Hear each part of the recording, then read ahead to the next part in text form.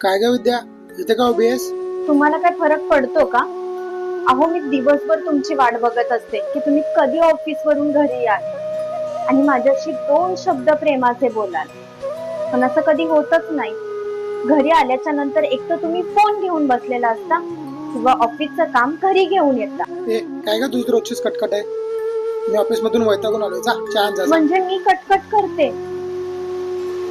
अहो मी माझ्या मनातलं तुमच्याशी नाही बोलणार तर दुसऱ्या कोणाशी बोलणार आहे?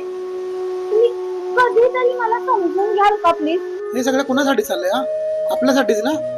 कोणासाठी पैसा कमवतोय मी? मला मान्य आहे तुम्ही हे सगळं आपल्यासाठीच करताय. अहो पण बायकोला वेळ देणंच विसरलात का तुम्ही? मी पण ऑफिस मधून थकून येतो, नाही मिळत मला वेळ बोलायला. तू पण घे ना थोडं समजून. समजून?